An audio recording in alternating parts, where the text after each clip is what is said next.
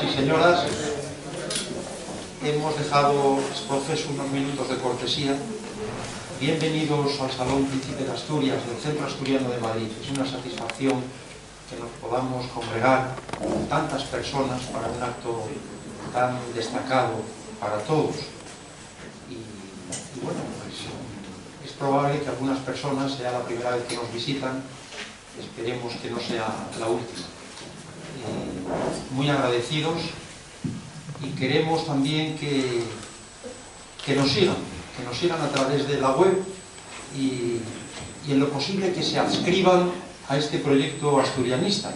Hoy vamos a hablar de un personaje pues muy vinculado al Centro Asturiano de Madrid, y realmente esta embajada sociocultural y emocional pues no existiría si no fuese por esas personas, si no fuese también por otros muchos que de forma anónima han contribuido con su entusiasmo, con su asturianía, con su españolidad, con su sentido cívico, patriótico, a mantener y a engrandecer estas instituciones. Por tanto, por favor, aquellos que se sientan asturianos o que lo sean, que se sientan amigos de Asturias, pues esta es la casa, porque sin socios realmente estamos llamados a fenecer. De manera que les invitamos a todos con mucha sinceridad, igual que me invitaron a mí un día, a formar parte de este proyecto, y aquí estamos aportando pues parte de nuestro tiempo, de nuestro esfuerzo y de nuestro entusiasmo. De manera que muchas gracias. Es una satisfacción, como digo, muy grande pues que podamos presentar este libro, José Manuel Pedregal, un demócrata olvidado, de Luis Muñiz Suárez, periodista asturiano que vive en Madrid y a quien le agradecemos que siempre comparta con todos nosotros sus conocimientos. Él ya ha presentado distintos libros en esta misma tribuna y también alguna conferencia. Creo recordar que la última era sobre la historia de la prensa en Avilés, y la verdad es que siempre pues lo ha hecho muy bien y ha despertado en nosotros pues una gran curiosidad, además de proporcionarnos muchos datos. La obra que hoy se presenta, según sabemos, pues trata la vida y la obra de un político y jurista avilesino que fue ministro de Hacienda, diputado durante 8 legislaturas, presidente de la Institución Libre de Enseñanza, miembro de número de la Real Academia de las Ciencias Morales y Políticas y vocal del Tribunal de Garantías Constitucionales. Pero además fue vicepresidente de este centro asturiano en 2 periodos. Me comentaba hace unos minutos Luis que concretamente de 1903 a 1905, y si no recuerdo mal, el otro periodo fue de 1914 a 1917, ¿no? De manera que es para nosotros pues un plus de interés, si cabe, en torno a esta figura ya de por sí muy relevante de Asturias y del conjunto de España, por lo que acabamos de decir. Siguiendo una costumbre también de la casa, yo voy a presentar al presentador, es decir, a Honorio Feito, aunque es bien conocido, y realmente me tienes que disculpar, Honorio, porque tenemos tal cúmulo de actividades. Tú luego me dirás que no he dicho aquello de que somos la Casa Regional Española que más actividades organizamos y más antigua del mundo. Pues ahora lo digo, pero no me ha dado tiempo a actualizar el currículum muy brillante y muy fecundo de Honorio. Honorio es un hombre de la casa, un hombre integrado desde hace muchísimos años, un gran colaborador, un amigo institucional y personal, ya desde los tiempos de nuestro querido y añorado don Cosme Sordo, y es miembro del Consejo Superior, que es un órgano consultivo que tenemos en el Centro Asturiano de Madrid, un órgano de asesoramiento y conformado por personas muy notables que han destacado y destacan en sus trayectorias profesionales. Es periodista, historiador, tiene el título del corazón asturiano predilecto también entre nosotros, y una carrera profesional periodística que comenzó en el diario Arriba.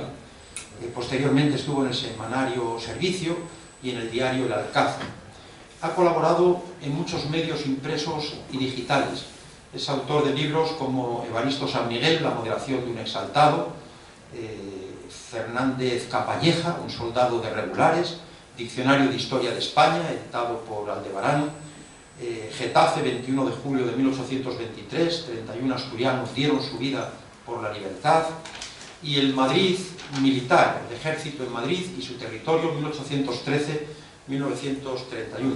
También de otros trabajos. Ya digo que esto tiene que actualizarse porque Honorio es un hombre infatigable que nos sorprende continuamente con otros libros, incluso durante el periodo de pandemia, cuando estábamos todos confinados, pues nos presentó una obra virtualmente, una obra muy destacada. Ha colaborado también con la Real Academia de la Historia en el Diccionario Biográfico Español y como tertuliano en programas de radio como Punto de Vista, en la Inter. También ha organizado y dirigido ciclos de conferencias sobre temas históricos, sobre todo de España, y ha sido condecorado con el nombramiento de regular de honor por el Grupo de Fuerzas Regulares Indígenas Melilla 52, un cuerpo que yo creo, Honorio, tú que sabes mucho del mundo militar, que es el cuerpo más condecorado de todo el ejército español. También presentó en este centro asturiano, entre otros muchos, el libro Iglesias Portal, el juez que condenó a José Antonio Primo de Rivera, que ya va por varias ediciones. De manera que estamos muy contentos, Honorio, de que presentes a Luis Muñoz Suárez, como lo hiciste también en aquel otro acto al que me acabo de referir, relativo a la historia de la prensa de Avilés. Así que nada más, muchas gracias a todos ustedes, que nos sigan por todos los medios posibles y feliz acto. Damos la palabra a Honorio.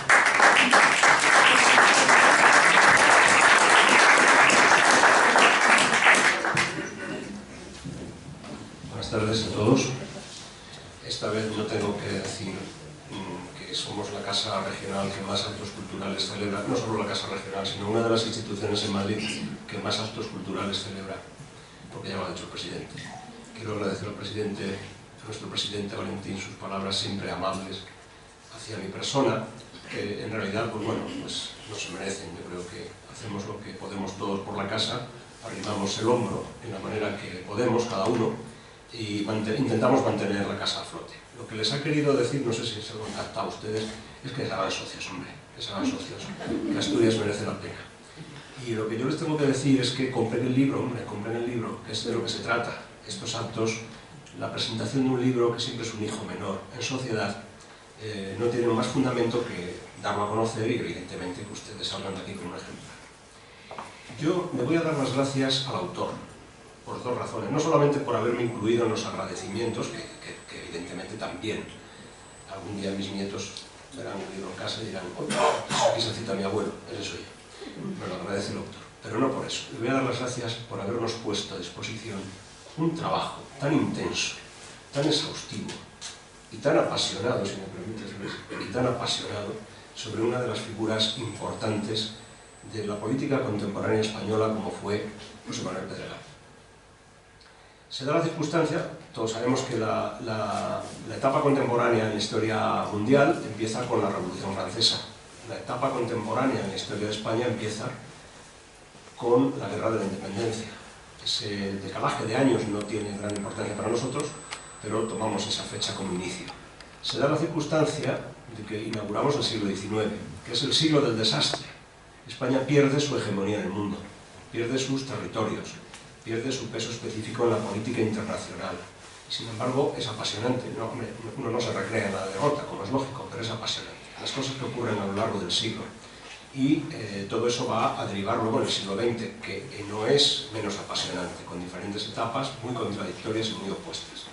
Es muy curioso observar cómo en esa etapa del desastre, en España surgen, si me permiten la expresión, ramilletes de personas, de personajes, que son pues, únicos, personajes extraordinarios, que tienen, es verdad, que no les acompaña la suerte y no consiguen reconducir al país, salvo casos muy contados, pero en la mayoría de los casos es gente que tiene por sí misma una biografía apasionante, a los que nos gusta la historia. Por eso la aportación que hace Luis con este libro es darnos un trabajo minucioso, muy exhaustivo y evidentemente apasionante y apasionado, porque si no hubiera pasión por parte de quien lo hace, difícilmente podríamos llegar a completar ese puzzle que muchas veces es una biografía, que es ir rellenando todos los cuadritos de la vida de una persona. Y yo siempre he dicho que es injusto comprimir la vida de una persona en 300 o 400 páginas, porque la vida de una persona son muchos momentos que se nos han escapado, que se nos pierden, reflexiones, no sabemos cómo pensaban, desgraciadamente, todos aquellos que ya han fallecido. Así es que por eso, Luis, creo que tu aportación es impresionante, creo que es un libro muy denso para leerlo con calma, y para los que, en fin, se sientan atraídos por esta especie de, iba a decir droga, no, borren la palabra, de pasión, ¿no? Que es el estudio de la historia y de nuestros personajes, es un libro perfecto.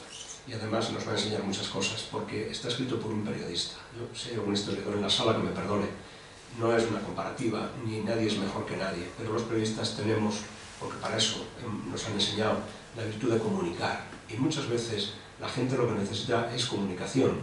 El experto hace unas valoraciones muy profundas, yo diría que al alcance de los que verdaderamente saben de qué estamos hablando, pero el periodista comunica, el periodista informa, y en la búsqueda de esos detalles es tremendamente exigente consigo mismo, así es que yo que he pasado por eso me hago cargo del enorme trabajo y del enorme esfuerzo que para el autor, para Luis, ha supuesto esta investigación.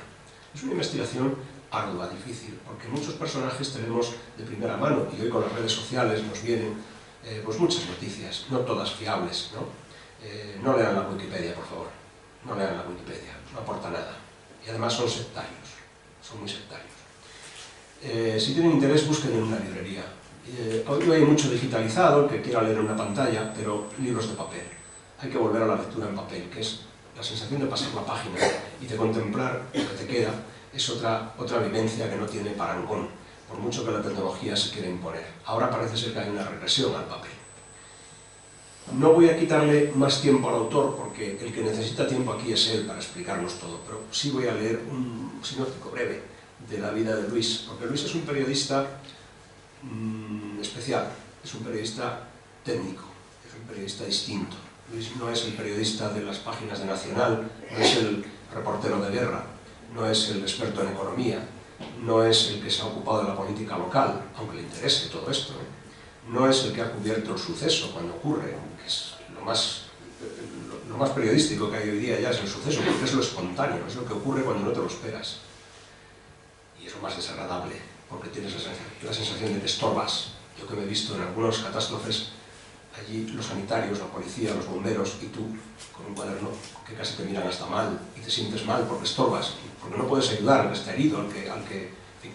Pero luego al día siguiente se revierte todo eso, y la gente busca en las páginas del periódico esos detalles que tú has captado allí. Bueno, pues Luis no ha participado en ese periodismo, porque no le ha dado la gana. Él ha enfocado su vida laboral por otros derroteros, y ha sido pionero en ello. Yo me atrevo a catalogarlo como un periodista técnico. Nacido en Avilés, estudió en la Complutense, en mi facultad de Ciencias de la Información, Universidad Complutense, y se licenció. Entonces eran licenciados, no graduados, éramos licenciados con 5 años. Se especializó en medios de comunicación de empresa informativa y publicidad durante casi 50 años. Ha sido colaborador de La Voz de Avilés y de la emisora de Radio Popular de Asturias. Ya en Madrid fue redactor jefe de las revistas técnicas Actividad Discográfica y Campaña. En 1980 fundó el semanario Anuncios, dirigido a los profesionales del marketing y de la publicidad. Es un periodista técnico, es decir, no es el periódico que va a las grandes masas, sino a los especialistas. Él dirigió durante unos cuantos años ese periódico. Luego, en 1991, sacó a flote la revista Noticias de la Comunicación, dirigida también a los profesionales y directivos de los medios, y de la que fue editor y director hasta su desaparición en 2017. Por supuesto, ya se le incluye como investigador de temas históricos, su trabajo también exhaustivo sobre La Voz de Avilés, y ahora este que nos trae. Y ahora, yo no lo voy a preguntar, pero cuando termine el acto a lo mejor le pregunto, bueno, ¿y ahora qué? ¿Cuál es el próximo? Así que no le quito más tiempo y le dejo que Luis les explique a todos ustedes este fabuloso trabajo de investigación sobre José Manuel Pedrero. Gracias.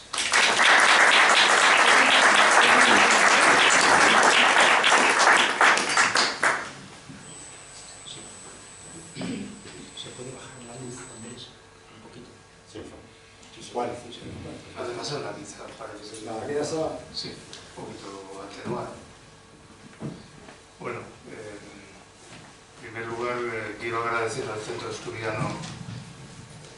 Acérquense al micrófono. A ver, ¿así?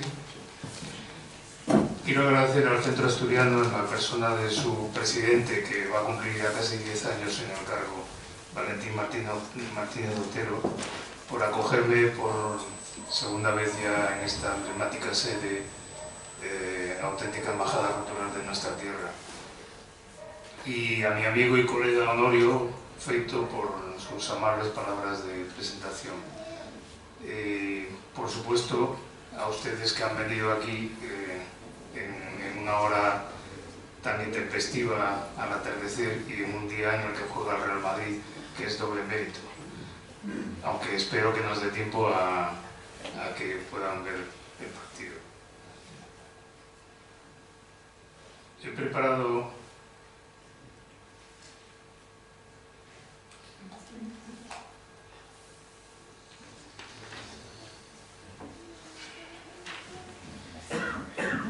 Existen personajes varados en la historia, quizá por su trazo gris, cuyo recuerdo no trasciende al gran público, engullido en los pliegues que dejan las figuras más sobresalientes, a las que la historiografía de cada momento dedica casi toda su atención.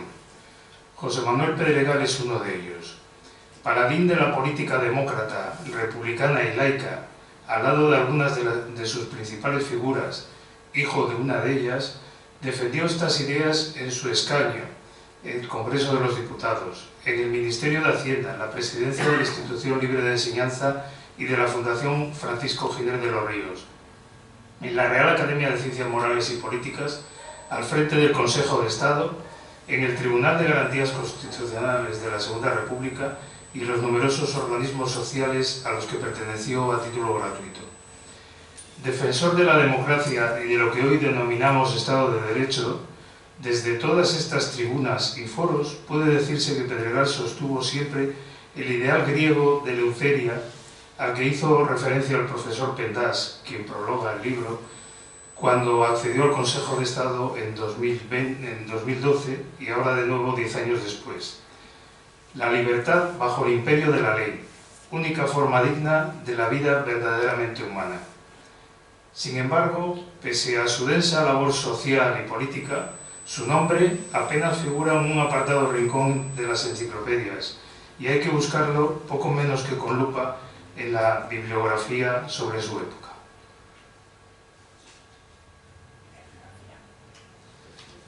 Estamos, por tanto, ante un personaje desconocido, un personaje que, pese a que estuvo en lo que hoy en día dirían los jóvenes la pomada, en la vida política del país, quedó, como comentaba, en este texto que acabo de leer, que forma parte de la introducción del libro, y que he querido leerlo porque creo que describe bastante ya el personaje y un poco la orientación del contenido. Como digo, es un personaje desconocido que se guió siempre por un ideal demócrata de orientación republicana, que tuvo una amplia carrera política y que en Avilés ejerció un liderazgo sobre un grupo de políticos locales que lo siguieron en lo que se dio a llamar pedregalismo, el único sitio de España donde realmente hubo esto y donde él de alguna manera fue líder. Sus referentes políticos eran de origen republicano, Nicolás Salmerón, su padre Manuel Pedregal Cañedo, que está a continuación, Rafael María de Labra, Gomersido de Azcárate. Estos fueron fundamentalmente aquellos referentes que él siempre manejó. Él arranca de las ideas del krausismo que condujeron a la fundación de la Institución Libre de Enseñanza y generó la corriente llamada institucionalismo por ello, que se caracterizó por varias cuestiones. Una de ellas el laicismo. Eran partidarios de la secularización del Estado y de la sociedad, de la libertad religiosa y de conciencia como algo que correspondería al ámbito íntimo, personal de cada uno, el respeto a todas las religiones, porque el que tuvieran esas ideas no quiere decir que estuvieran en contra de ninguna religión, ni siquiera de la católica, por supuesto, sino que ellos reconocían que era la mayoritaria de España y merecía un respeto especial. Y eran también partidarios de la enseñanza laica, y la institución libre de enseñanza, lógicamente, era su máximo exponente en este asunto. Como digo, eran partidarios, tanto él como la gente de su entorno, de una república social, es decir, una república no marxista, porque no propugnaba ni la lucha de clases ni la revolución, un Estado de Derecho basándose en esto que acabo de decir, el principio griego de Luteria, la libertad bajo el imperio de la ley, algo que a él le obsesionó bastante y al final le trajo algunos problemas.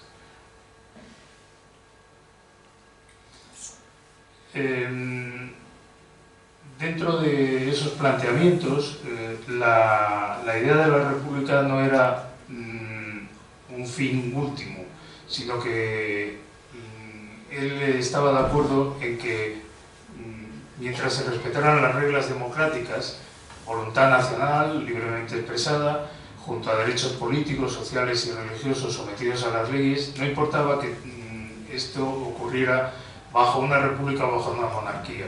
Es decir, hubieran admitido la situación que hoy en día tenemos en España, que ha dado de llamarse República Coronada. Estas ideas ya fueron defendidas y expuestas por Azcárate, Labra o Posada, mucho antes de la fundación del Partido Reformista, que es el que luego va a plasmarlo más y por el que va a tener mala fama, por esta accidentalidad de la forma de gobierno que se considera quizá como un pasteleo. La democracia parlamentaria, que fue lo que él le guió,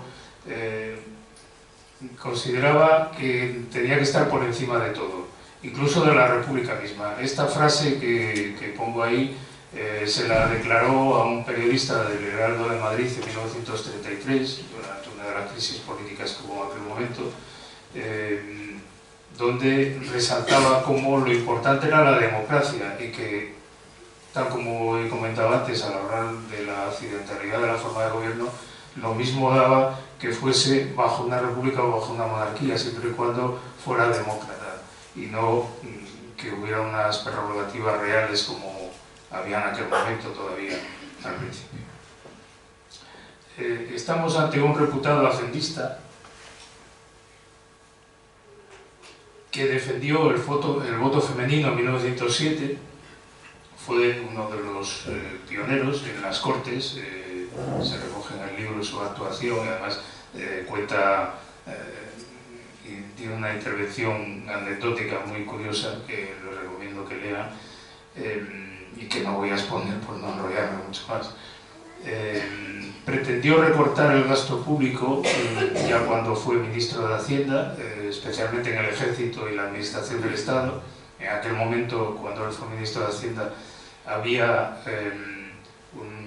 cerca de 300.000 soldados en el Ejército español, 20.000 oficiales y jefes y oficiales, y de ellos 900 generales. Y según él expuso en una entrevista, solo la nómina para pagar al personal se llevaba más de la mitad del presupuesto del ministerio, con lo cual no había dinero ni para instrucción ni para armamento y era una pequeña debacle. También quería recortar la administración del Estado por el exceso de funcionarios que había. Propuso en su día, junto con otros, en el Congreso, que se creara un impuesto a los beneficios de la Primera Guerra Mundial, pensando en los especuladores que se estaban enriqueciendo con ella. Al final esto fracasó porque los conservadores se opusieron.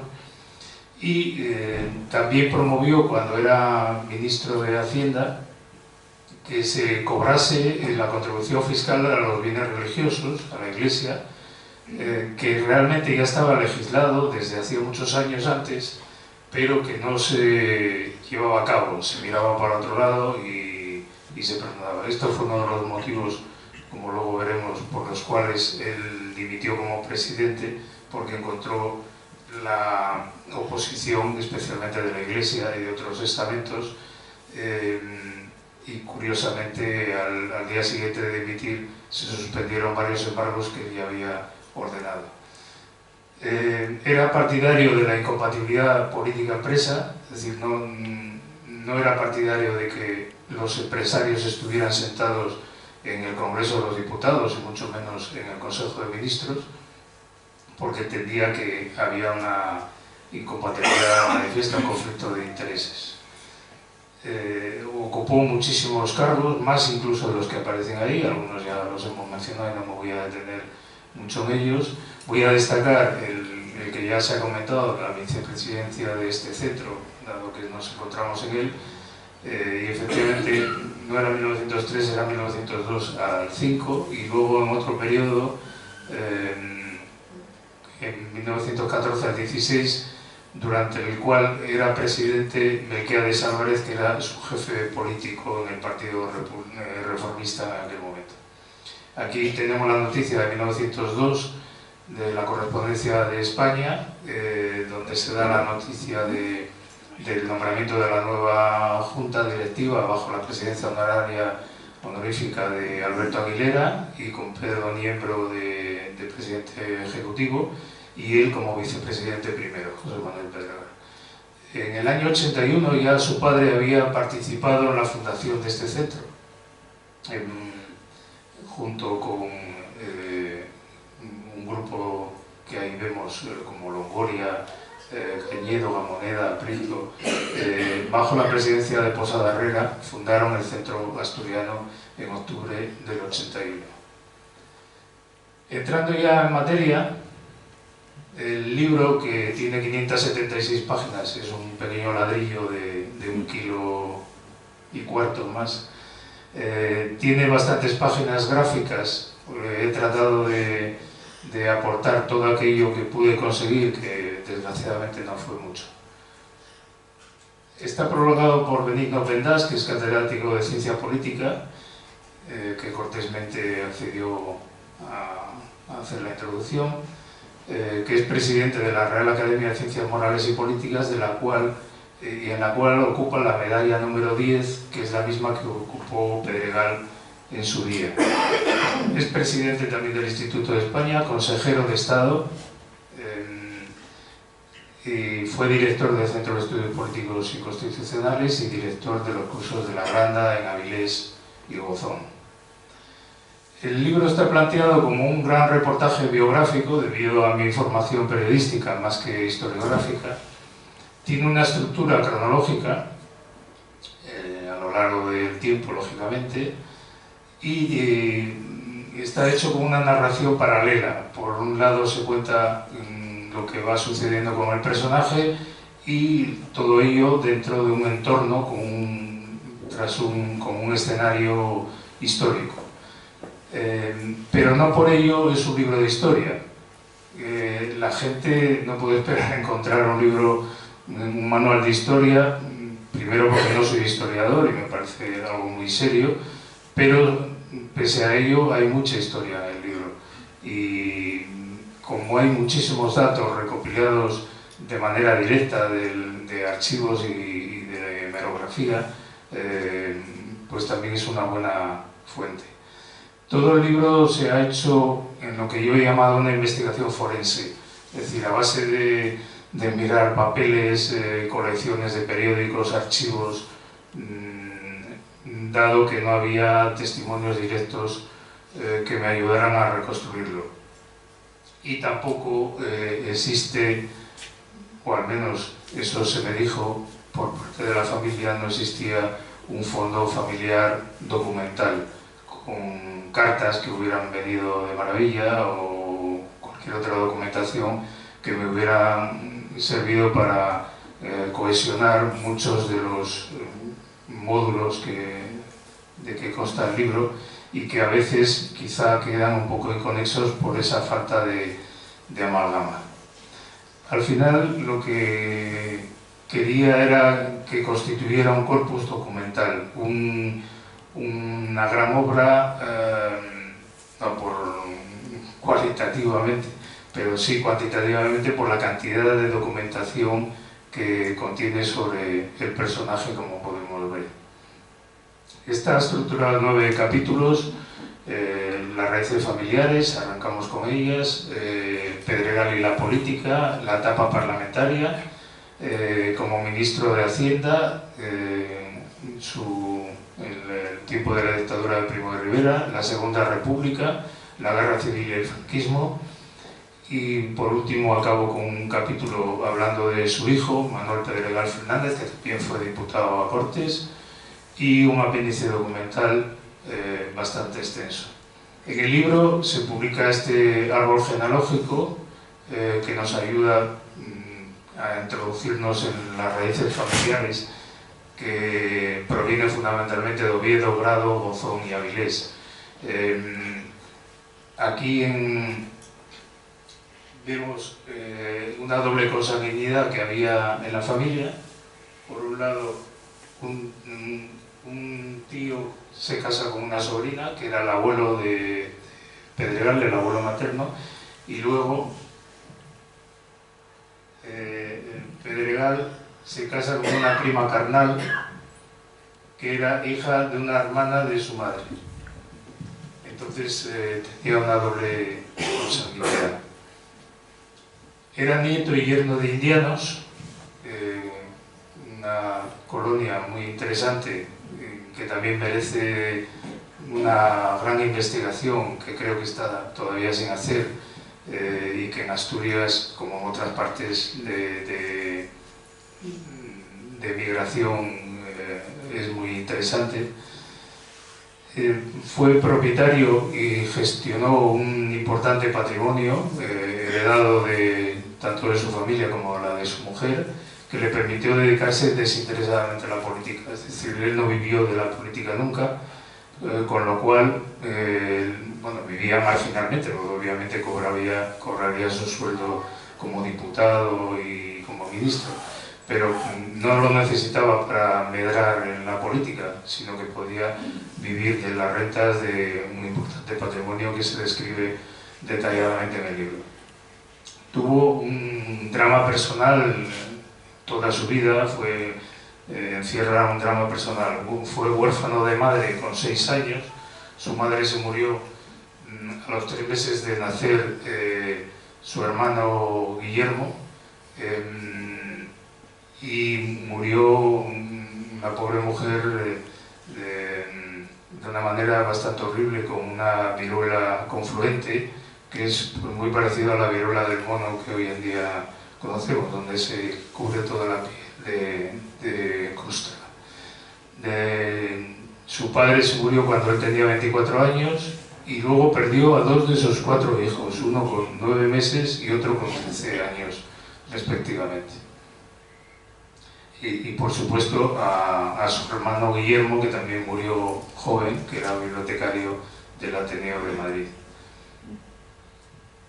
Su padre, Manuel Pedregal Cañedo, era ya un reputado abogado en Oviedo y llegó a ser decano del Colegio de Abogados.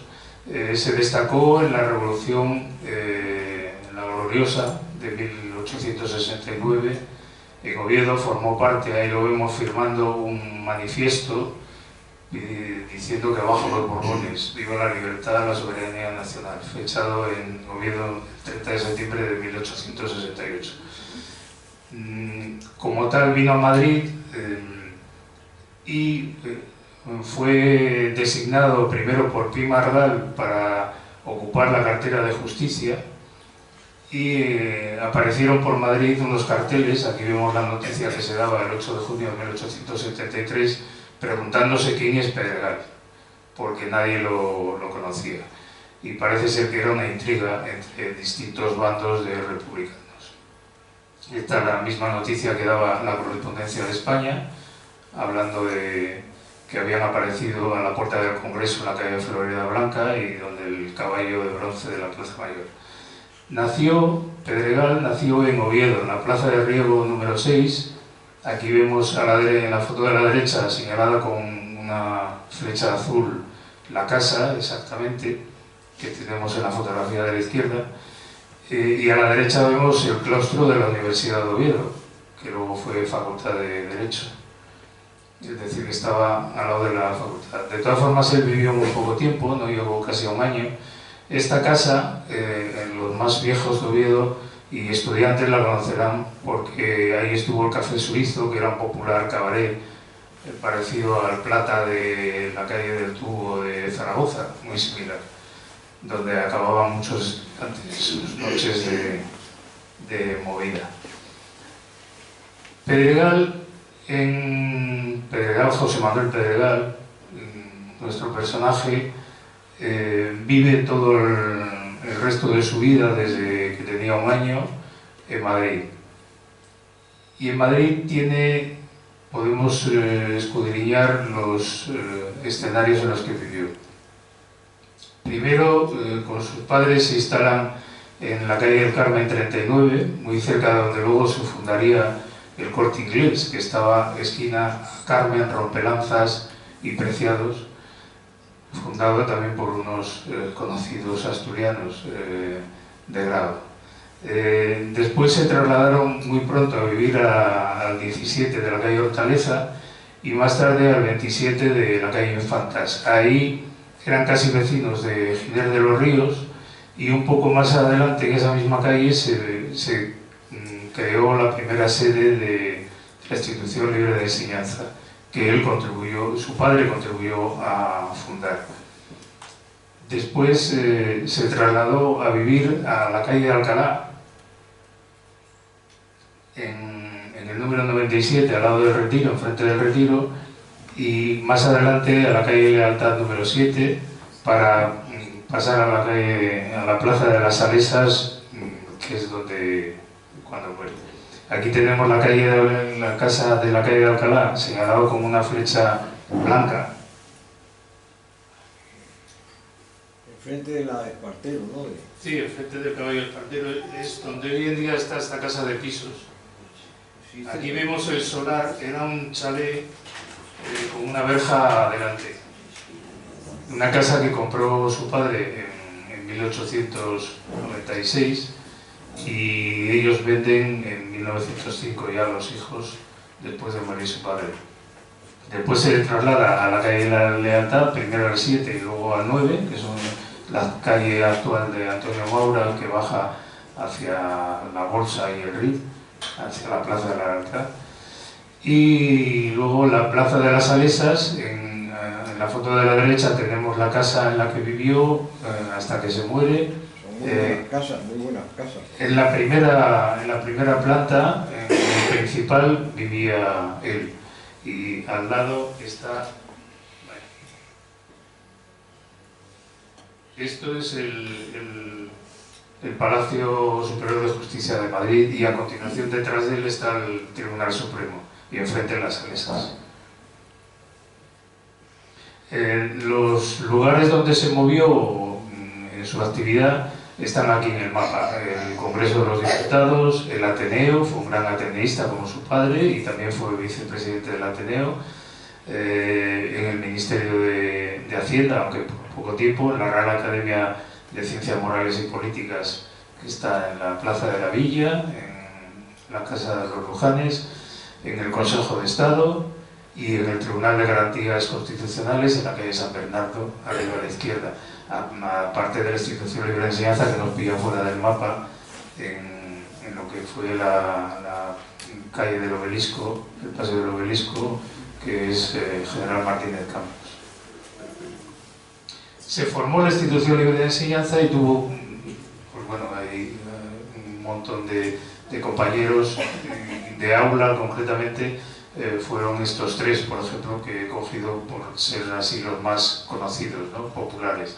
Luis de Zulueta, Juan Uña, que luego sería su cuñado porque se casó con su hermana, Julián Besteiro, que antes de pasarse al socialismo, pero siguió siendo amigo personal suyo hasta el final, y Antonio Machado, que también fue compañero suyo, igual que su hermano Manuel, y porque su padre fue profesor muchísimos años de la institución. La institución, como todos sabemos, fue un referente pedagógico e intelectual en nuestro país, fundado por varios, pero liderado por Francisco Gil de los Ríos. Entre los fundadores, como digo, estaba también Manuel Pedregal Cañedo, el padre de José Manuel. Y José Manuel Pedregal va a ser el cuarto presidente de la Institución Libre de Enseñanza. Ahí tenemos de izquierda a derecha los cuatro que hubo. Él sucede a Humbresino de Azcárate, como muchos otros lugares en los que lo va a ir sucediendo.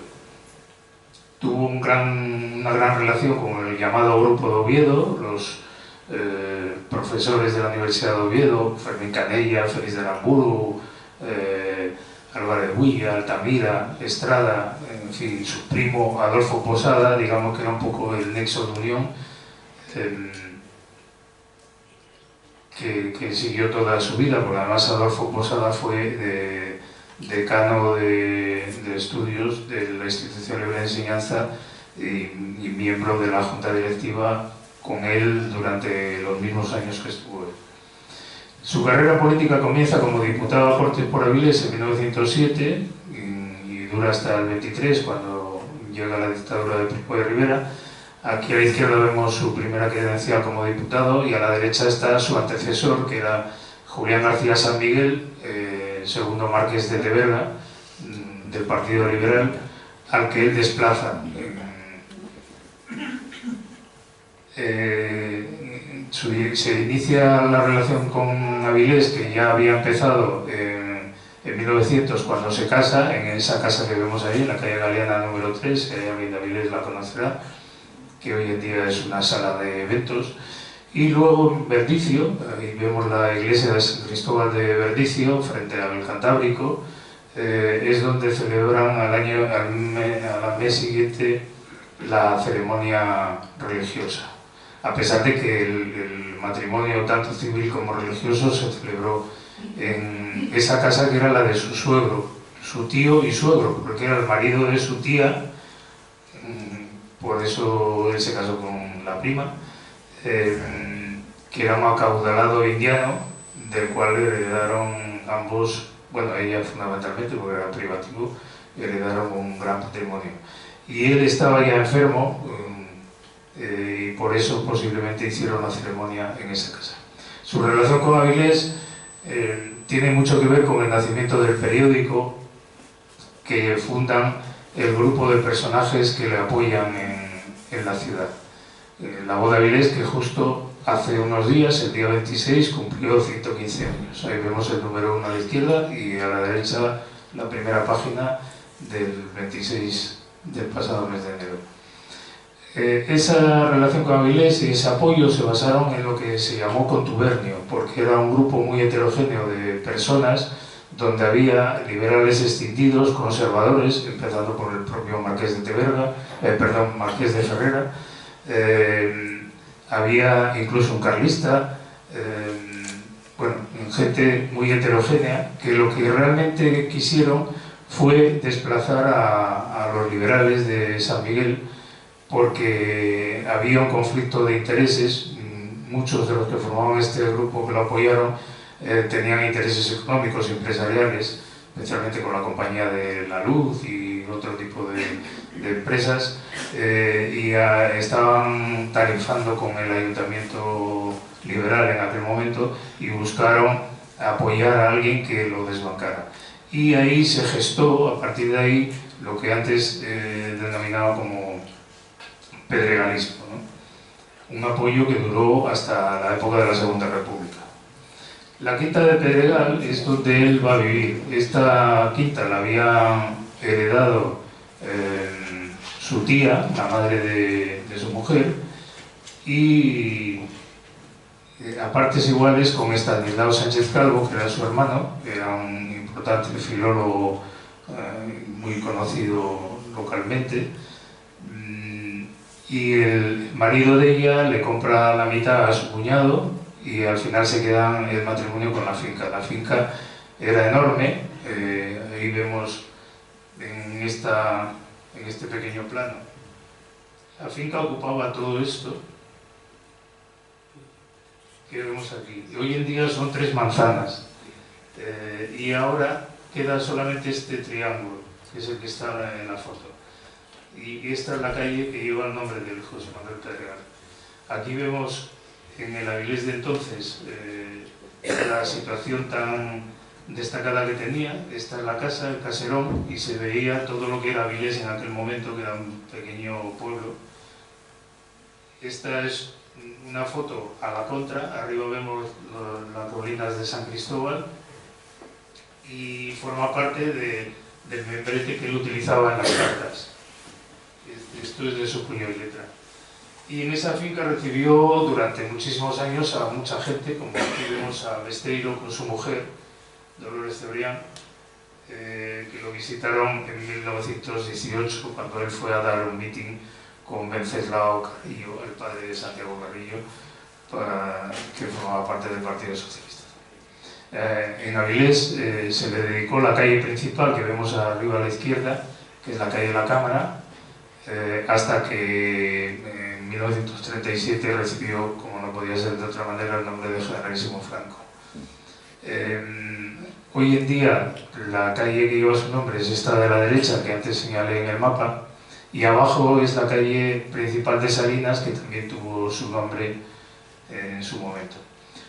Formó parte de la primera fila del reformismo melquiadista. De hecho, es uno de los fundadores del Partido Reformista, que, aunque lo promovió Melquiades Álvarez, realmente su primer presidente, por el prestigio que tenía, fue Gumersindo de Azcárate, que vemos aquí a la izquierda.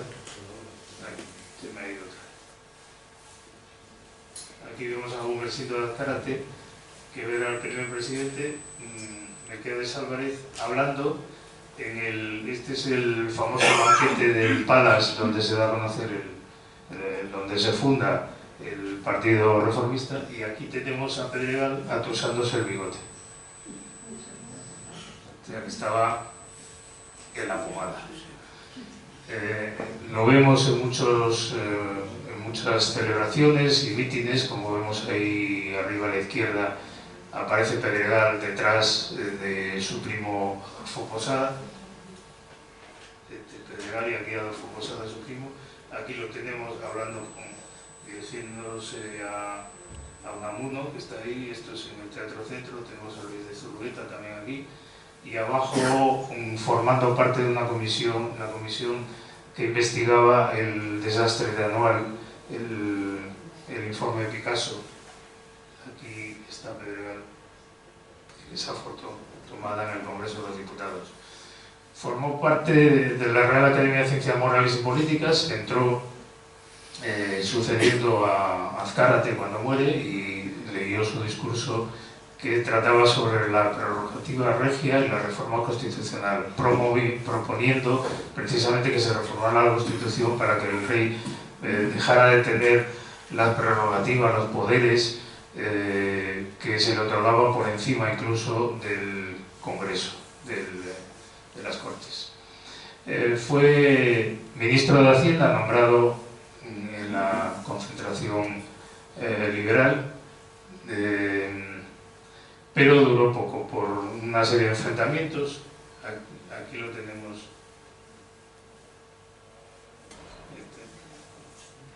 Aquí está Pedregal con una cara de susto importante y con el sombrero de copa. Enseguida se enfrentó, como antes ya comenté, con el ejército, con la iglesia y incluso con algunos de sus compañeros en el Congreso, por lo que antes he comentado de las incompatibilidades que él pretendía que se estableciera. Y total que al final tuvo tanta presión, junto con otras cuestiones que se cuentan en el libro en detalle, incluyendo una supuesta operación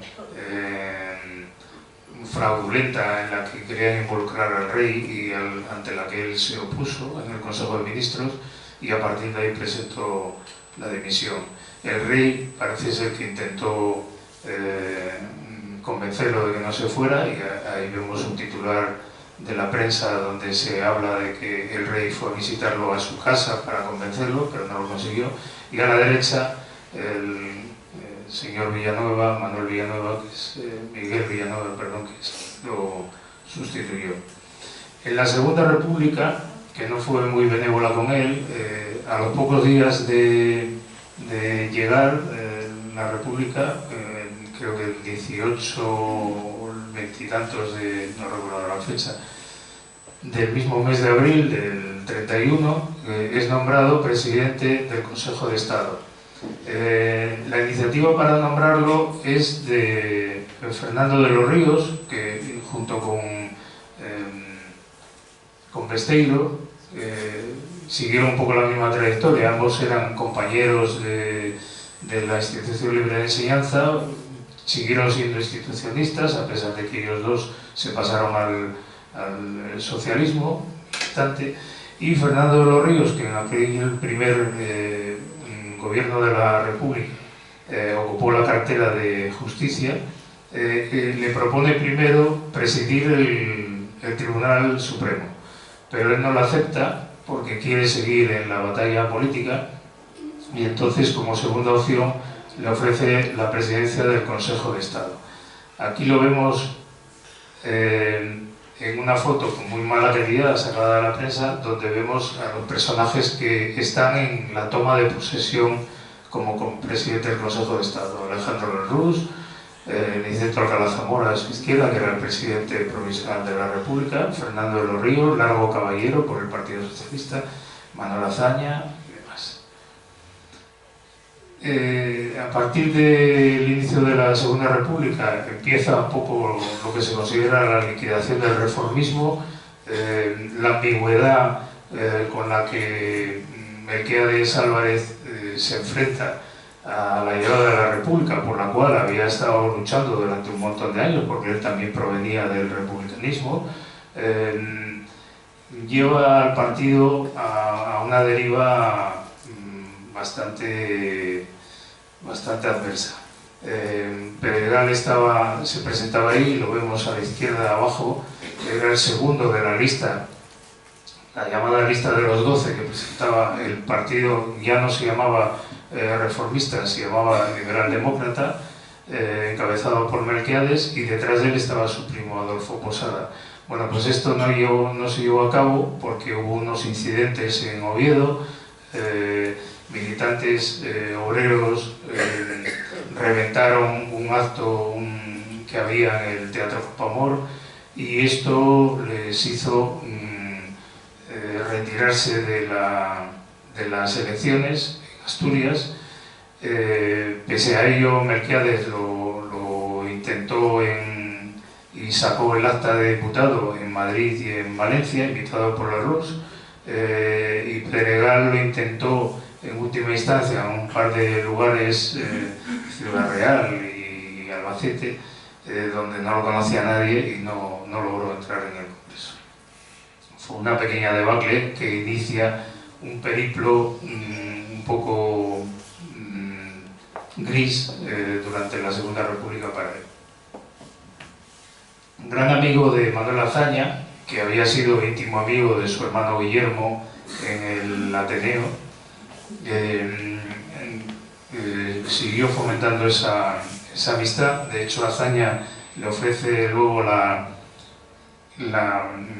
cartera de Hacienda en una de las crisis de los gobiernos de la Segunda República, y en un momento dado surgió este rumor que recogía el periódico Región de Oviedo de que iba a caudillar una delegación, digamos, una sección de Acción Republicana en Asturias, que él desmintió porque al final no se llegó a nada concreto.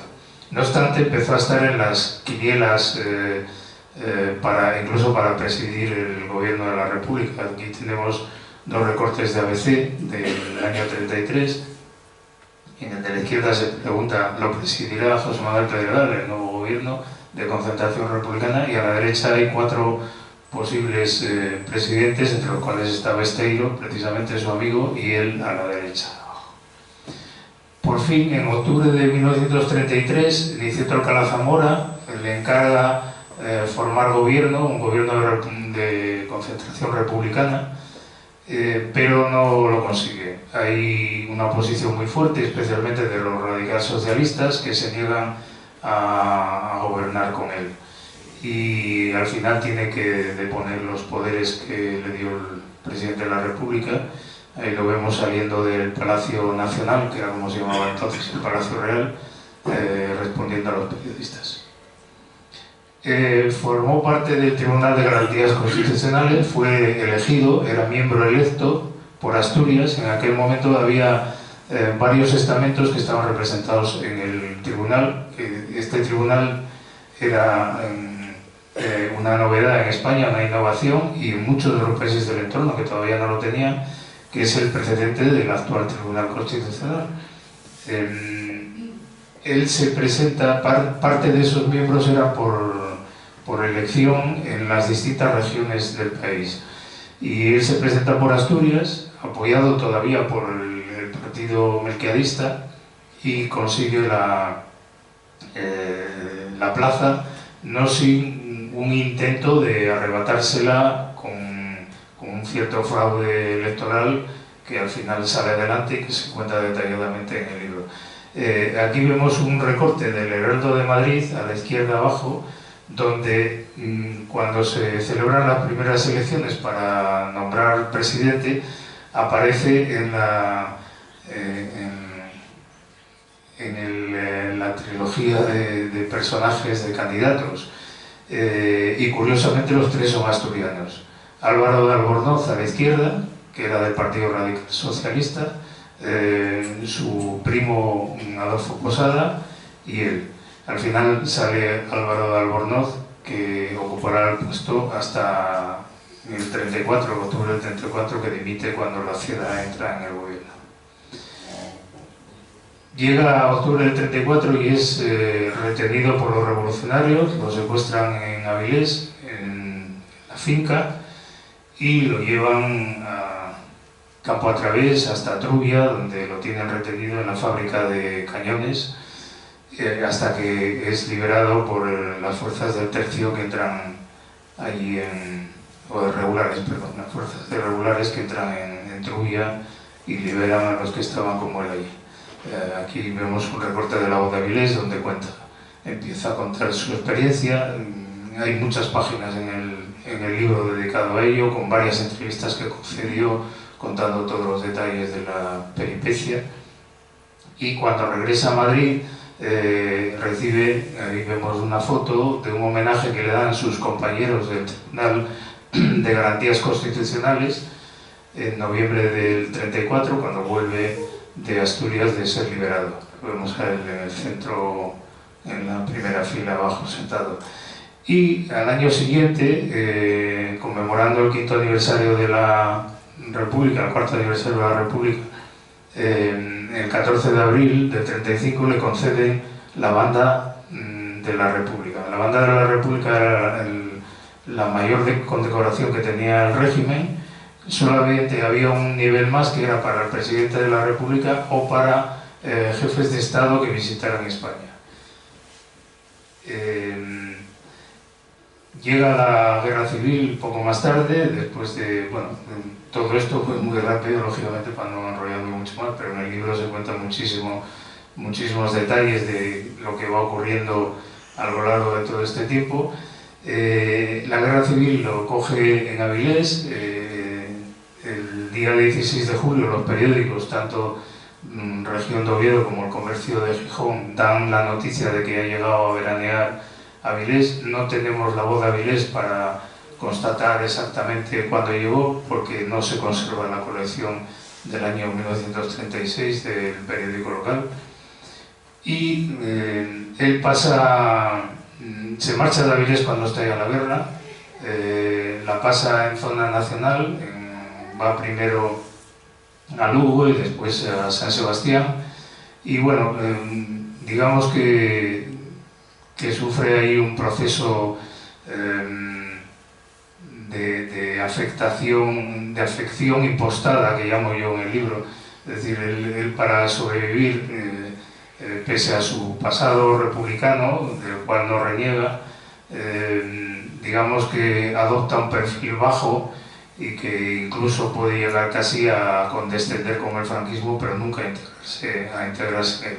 Y de hecho es sometido a 3 expedientes de depuración. Aquí vemos 2 documentos de ellos, uno por parte del Tribunal de Responsabilidades Políticas de Oviedo y el otro el Nacional, donde presenta un recurso de alzada, y afortunadamente salió bastante indemne de ello, pero ya se retiró absolutamente de toda actividad. Se retiró a vivir en Madrid, entre su casa de la Plaza de las Salesas de Madrid y la Quinta de Avilés, donde siguió pasando grandes temporadas, y la única actividad que tenía era acudir a la Real Academia de Ciencias Morales y Políticas, pues bueno, como quien va a un club, a un casino. Él ahí encontraba compañeros con los que charlar sobre sus temas. Al final fallece en Avilés el 3 de enero de 1948, ahí tenemos la esquela que publicaba La Voz de Avilés ese mismo día, porque él fallece de madrugada y el periódico se imprimía muy tarde y dio tiempo a montar esta esquela que ocupaba la mitad de la primera página. Reposan sus restos en ese panteón del cementerio de la Carriona que compró y construyó su suegro, su tío y suegro,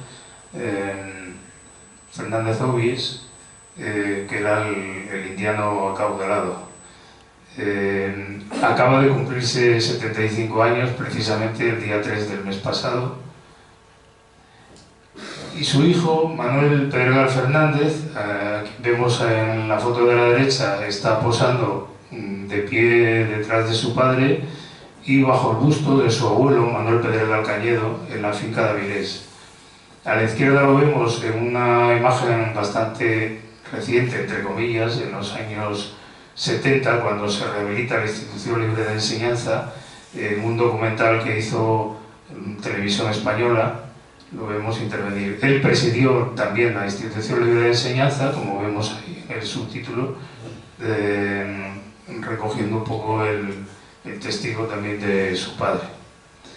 El apéndice documental es con el que termina el libro, es bastante exhaustivo, con muchísima información para quien quiera consultar detalles concretos documentales, como por ejemplo la transcripción del acta de bautismo, del acta de nacimiento civil, de matrimonio, todas las elecciones en las que participó en las Cortes, los cargos que tuvo en todas las instituciones, con las fechas en las que los ocupó, las legislaturas de las Cortes, indicando todas las comisiones de las que formó parte y todas las intervenciones que tuvo cada día.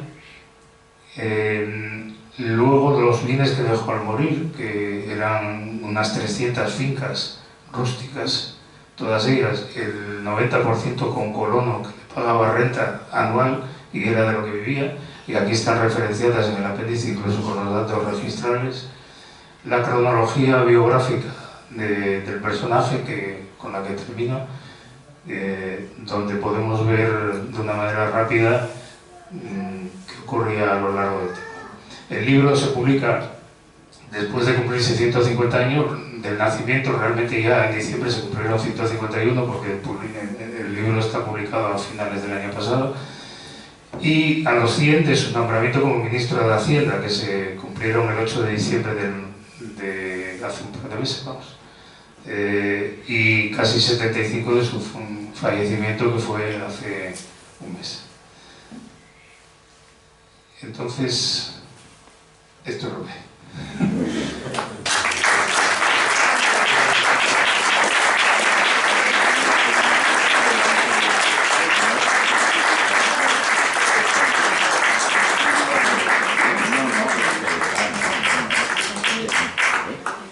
Pues muchas gracias, Luis, por esta presentación tan detallada, reflejo de la investigación que ha realizado, muy profunda, muy compleja. Y no sé si alguien quiere preguntar algo, hacer algún comentario. Adelante, Vicente. Me parece interesantísimo este tema, porque estos personajes son muy desconocidos. Yo he tenido mucho contacto con los republicanos exiliados en México, porque he sido de la Asociación Cultural de Amistad Hispano-Mexicana, donde hubo muchos de estos. ¿Este señor permaneció en España o también se fue al extranjero? Sí, sí, permaneció en la época franquista. Lo comentado, sí. ¿Eh? Sí, lo comenté, que permaneció aquí en España. O sea, que fue respetado por los franquistas. Sí, por eso él tuvo que adoptar una postura de no enfrentamiento al nuevo régimen.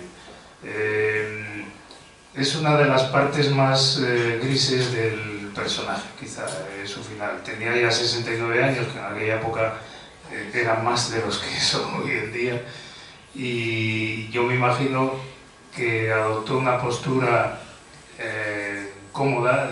De hecho, Alfonso Comín, el escritor asturiano, que lo se entrevista con él en Lugo en los primeros meses de la Guerra Civil, le hace una entrevista que publica en su libro célebre sobre la Guerra Civil, y que yo transcribo en el libro, donde lo califica de cobarde. Dice que es un cobarde y un burgués poco más o menos que decrépito. ¿Quién la acusa de cobarde? Alfonso Comín. Bueno, pero mire, precisamente el partido reformista de Melquiades Álvarez fue perseguido. Fue muy perseguido ese partido. Sí, de hecho murieron muchísimos. El propio Melquiades Álvarez, Ramón Álvarez Valdés, muchos murieron a manos de milicianos. Es que yo le digo porque... Es una de las razones por las que él marchó de Avilés, porque la acababan de secuestrar en la Revolución de Octubre y no las tenía todas consigo. Pero para que veamos aquí, yo tengo parientes que son familia de Melquiades Álvarez y tal. Para que veamos cómo estamos en un país, y como ahora vuelve a haber otra vez una situación un poco delicada, por decirlo así, donde unos enfrentamientos ideológicos que no están verdaderamente modernos, no están en la actualidad, como tampoco lo estaban entonces. Y entonces, esto es una desgracia de este país, en que muchos personajes pasan desapercibidos porque son calificados por unos o por otros como traidores, cuando en realidad se han tenido que defender como han podido. Sí. Lo han hecho muchísimo en un país de intolerancia como es España, durante muchos siglos. Él siempre persiguió la tolerancia, fue contrario al sectarismo, y defendió, como antes he dicho, el Estado de Derecho. Él no soportaba que se hicieran cosas que fueran en contra de la Constitución, y fue una de las razones por las cuales quizá tuvo tanto problema a última hora. Es que como la historia está, debemos conocerla para no repetirla, porque aquello de que una vez se vive como tragedia y la otra como farsa, decía un político. Y es una desgracia que en España, es mi opinión, que soy licenciado en Ciencias Políticas, de que tenemos que evitar que se repita, si no igual, pero parecido, porque estamos asistiendo a una situación que yo calificaría de cierta semejanza con esta época que hablamos, en la biografía de un señor como este, que fue un gran luchador, porque él era un intelectual, era un hombre además de buena posición y tal, y tuvo mucho mérito lo que hizo, porque era un hombre que estaba bien situado, tenía herencia, era doctor en Derecho y con una posición en aquella época muy acomodada. Y luego en los sitios que vivió de Madrid, que eran sitios buenos, con herencias de indianos y tal, y sin embargo el hombre fue muy avanzado y luego fue acusado de traidor encima. O sea, que es que el asunto se las trae. ¿De dónde surge el Díaz? El apellido, digo. El Díaz Pedregal. ¿Lo sabes? Proviene de Oviedo, fundamentalmente. No, digo que si el Díaz se lo pone él, se lo pone su no, padre. El apellido proviene de la familia. Es de la familia. Su padre ya era Manuel Díaz Pedregal Cañedo. Todo eso lo explico al principio en el libro. Lo que pasa es que aquí pues, no puedo contar todos los detalles. Él era Díaz Pedregal y lo fue hasta la muerte, y su hijo también. Su hijo también era Manuel Díaz Pedregal. Y hoy en día se conserva. Aquí hay... Díaz Pedregal, pero usamos Pedregal. Sí, el apellido es Díaz Pedregal. Él nada más que lo usó en temas legales. Pero sí, públicamente fue Pedregal. Pero eso es algo muy típico en todos los apellidos compuestos, donde, para empezar, los periodistas y la gente popularmente, por simplificar, usaban la parte del apellido que era más sonoro, más original, menos vulgar. Y un Díaz, pues lógicamente, frente a un Pedregal, decaía. Sí. Sí, una pregunta por curiosidad. Muere en 1949, ¿no? 48. 48. ¿Mantuvo algún cargo institucional? Porque no se me ha pasado desapercibido que la lápida pone excelentísimo señor. Como si hubiese No, realmente lo pone, pues, ahí en la esquela dice exministro de Hacienda y luego me imagino que mantendría la excelencia. Bueno, esa excelencia se la dan en la esquela, me imagino que los propios familiares que la contratan, no creo yo que sea algo oficial.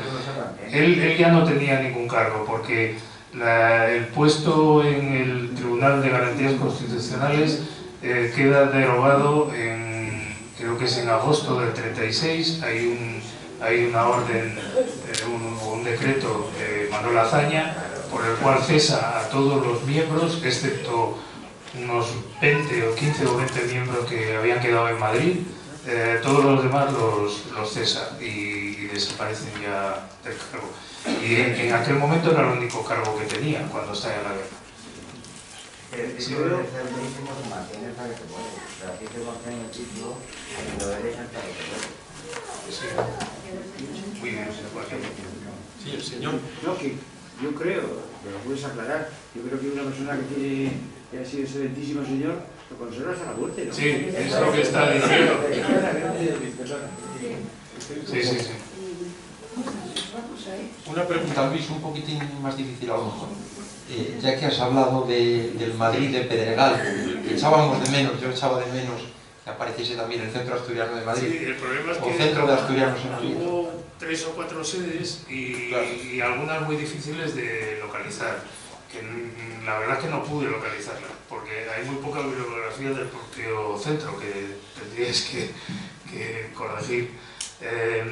Cuando se funda el centro en 1881, realmente se hace en el seno del antiguo casino, el círculo empresarial e industrial, que estaba en la Gran Vía, esquina, no recuerdo ahora muy bien la esquina, es un edificio muy simbólico, muy importante que hay ahí.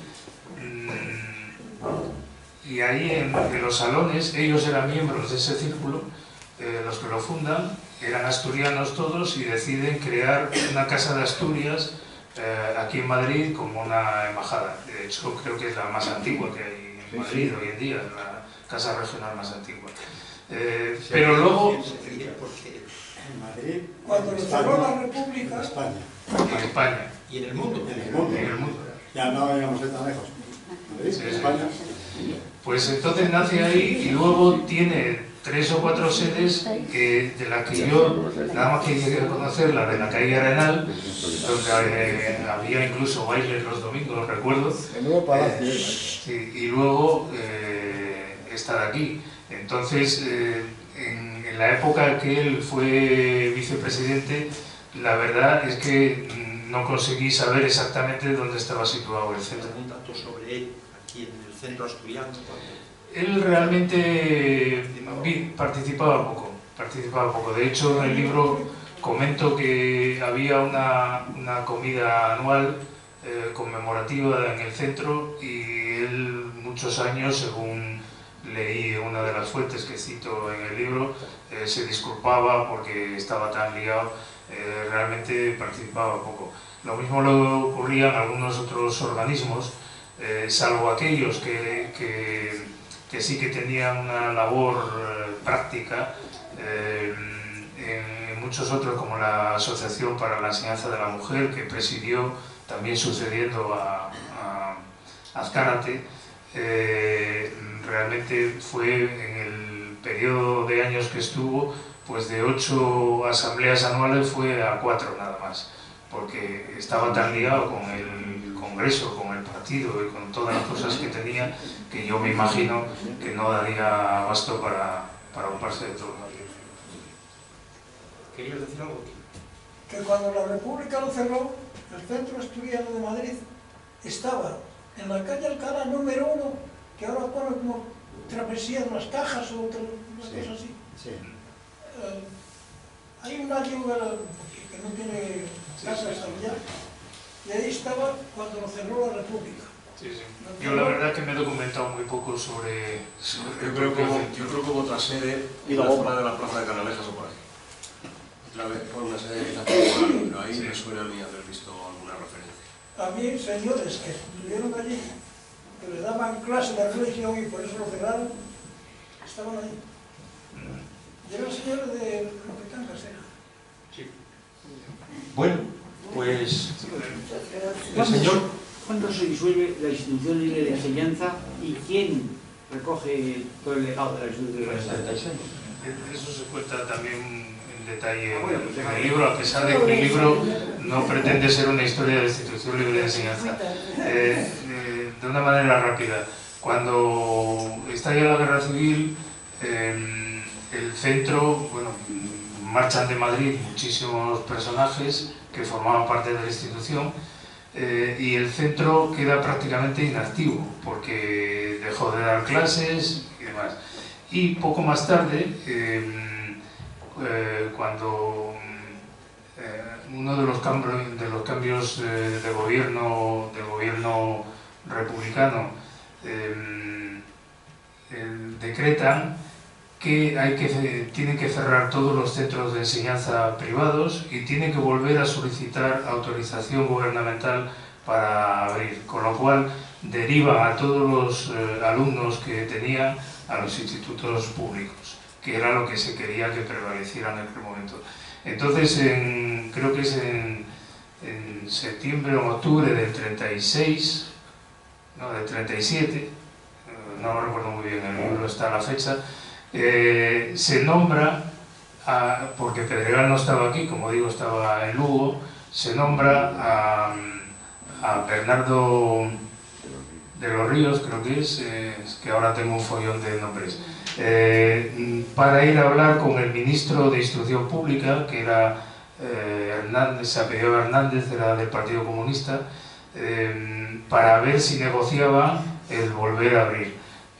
Tengo entendido que no lo consiguieron, de hecho ya no volvió a haber actividad, y por eso yo lo considero a él como el último presidente, a pesar de que se eligió como presidente a este otro hombre, pero realmente durante el tiempo que la institución libre de enseñanza fue tal, él fue realmente el último presidente. Luego, en los años 70, durante la transición, su hijo, Manuel Pedregal, y otros del entorno consiguieron rehabilitar la institución, pero ya no se pudo rehabilitar la institución libre de enseñanza porque era una sociedad mercantil por acciones y habían transcurrido una serie de años por las cuales habría prescrito mercantilmente la sociedad y no se podía rehabilitar. Entonces lo que se rehabilitó fue la Fundación Francisco Giner de los Ríos, que él también presidió, que se había constituido a los 4 años de morir Francisco Giner de los Ríos, y esa fundación sí que se pudo volver a poner en activo bajo la ley de fundaciones y de asociaciones, y se le encomendó la custodia del antiguo patrimonio de la institución libre de enseñanza, entre ellos la sede del antiguo Paseo del Obelisco, que hoy en día está ahí y que se ha reconstruido con un proyecto mediante un concurso público convocado por el Colegio de Arquitectos de Madrid, que es muy polémico porque es un edificio muy futurista, muy moderno, que contrasta con la tradición de la institución. Y el centro asturiano se quedó una peña media. Peña media es la que conservaron hasta que vino el ministro de Franco. Bueno, pues muchas gracias a todos, muchas gracias al autor Luis Muñiz Suárez y enhorabuena. Ahora, por favor, si alguien quiere, se